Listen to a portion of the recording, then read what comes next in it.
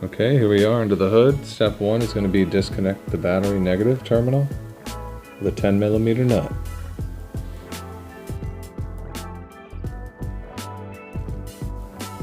Next, we're going to disconnect the mass airflow sensor. You might have a red clip like this one on yours. It's not really necessary. If it breaks, it's okay. I'll just use a flathead screwdriver and pop that out.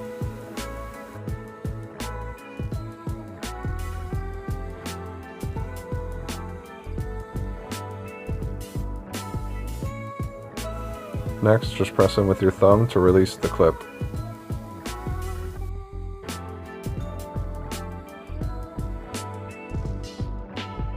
Now we can start by loosening the clamp on the airbox.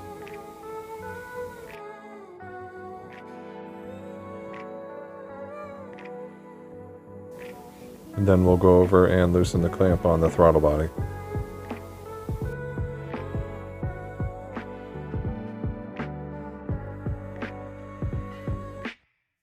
Next step is to remove the two hoses. There's one on each side of the airbox. You'll have to press in with your thumb just to release that. The same thing on the other side.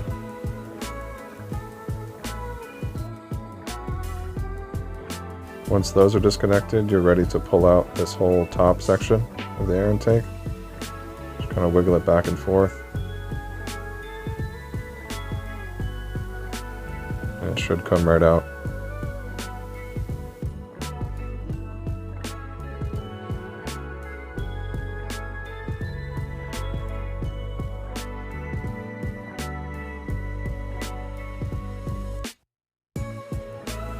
Now it's time to remove the stock airbox. I'm just disconnecting a little Christmas tree clip on the wire for the mass airflow sensor. Put that to the side and basically just pull the box up and out, being careful not to damage these small coolant lines.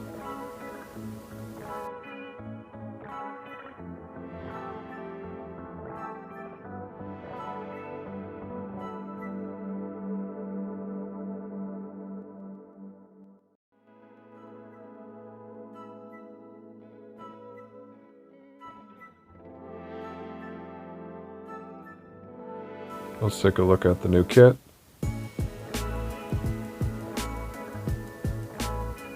I'll show the part number here.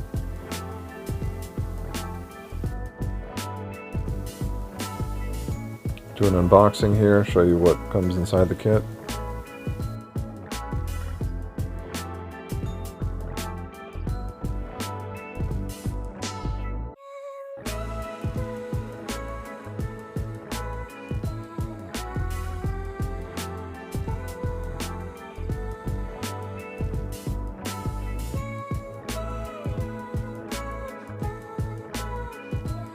So here is the heat shield. I did pre-install this gasket seal that goes around the edge. I had to trim about 5 to 6 inches off, but basically you just press it right on and it locks in nicely.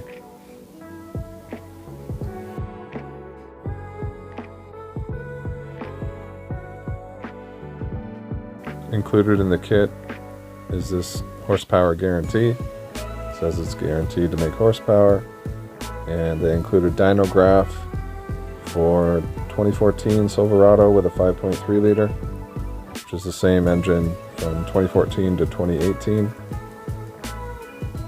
Looks like about 10 horsepower, 8 pound-feet of torque. So here is a look at the instructions. By this point we've already done steps 1 through 5, which is basically just removing the stock airbox and air intake. And the next step from here is to remove the metal tray. There will be 4 10mm bolts.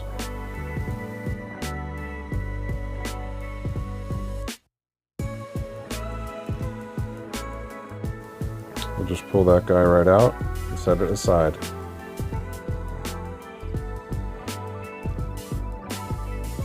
Now it's time to install the heat shield. You will reuse 3 10mm bolts from the metal tray to secure the heat shield.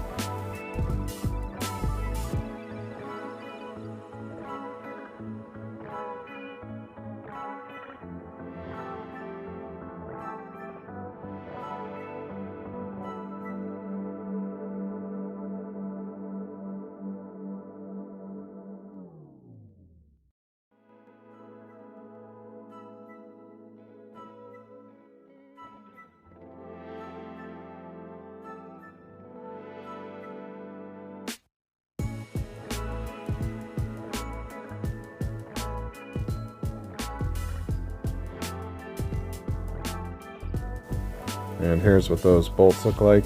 3 10mm, 10mm socket. Use those to secure the heat shield.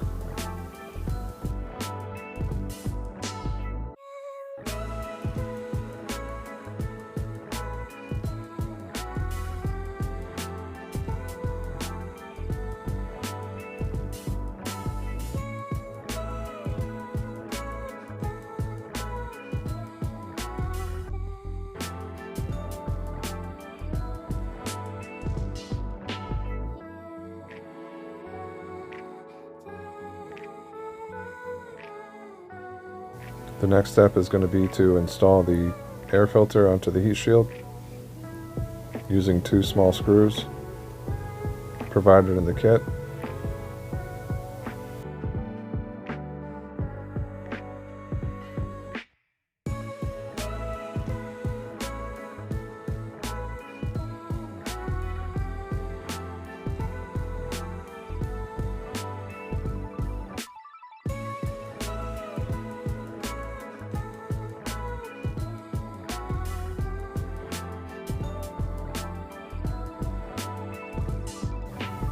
Here are the screws.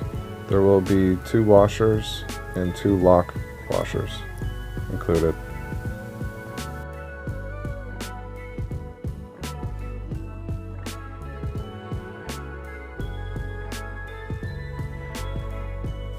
We put the smooth washer on the inside and the lock washer on the outside.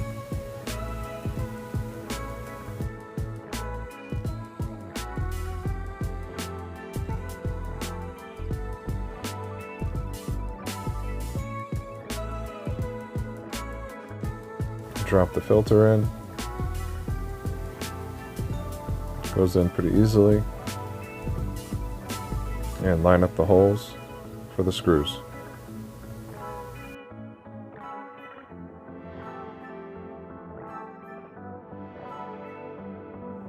Next, we can finish removing the vent hoses for the crankcase on both sides. And these have a simple push clip release. Push it in, pull it out, and set them aside.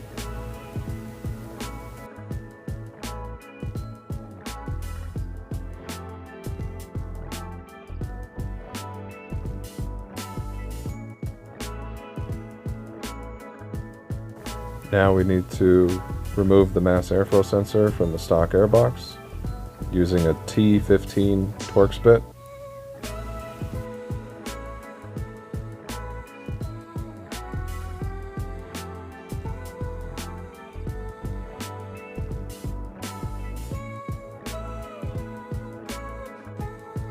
Now it's important to install the mass airflow sensor in the right direction.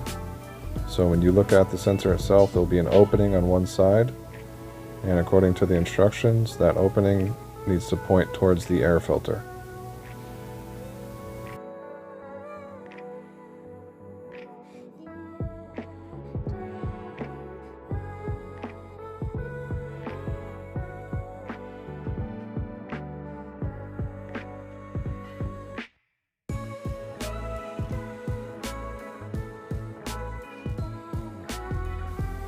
Now these small screws are what secure the sensor into the pipe. They're 3mm Allen.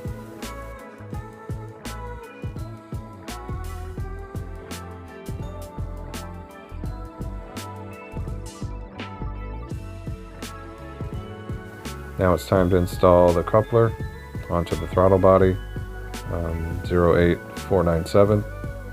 The small end attaches to the throttle body itself. Make sure you put your clamp in place. It'll be the smallest clamp in the kit.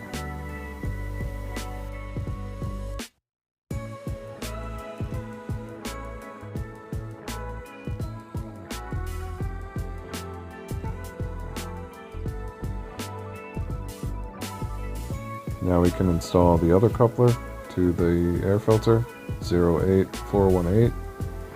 Make sure you put your clamp on.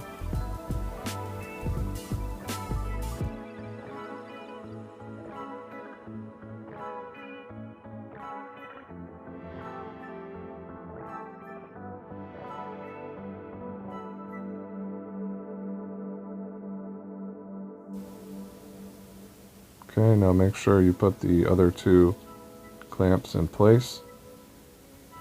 Another one on the air filter coupler, and last one on the throttle body.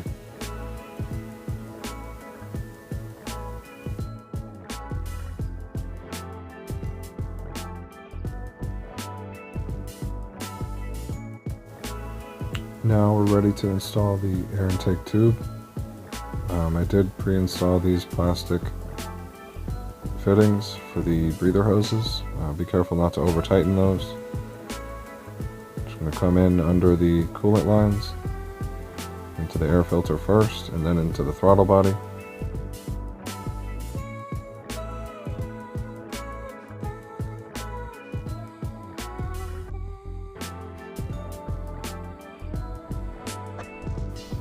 Tighten up all the clamps.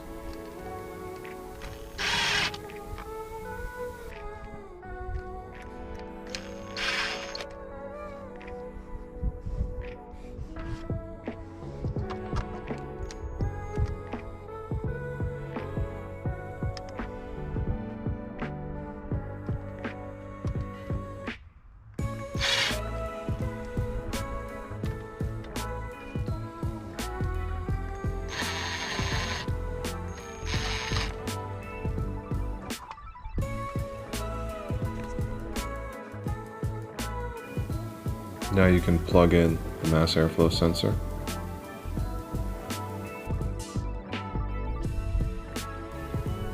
Now you can install the crankcase vent hoses. These seem to be good quality hoses. They're pretty flexible. They press right on pretty easy. After I installed these, I did go back and add some small hose clamps. I would recommend doing that.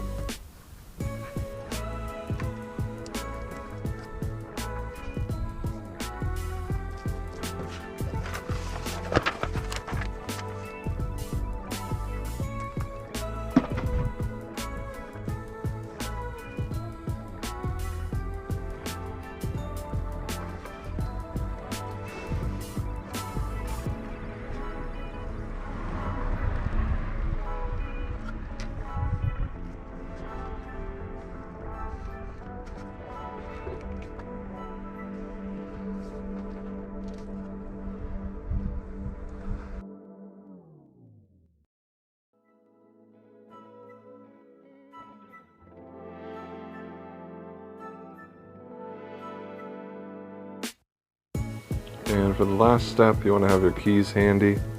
When you reconnect your battery terminal, there's a chance your alarm may go off. Mine didn't go off, but I had my keys just in case.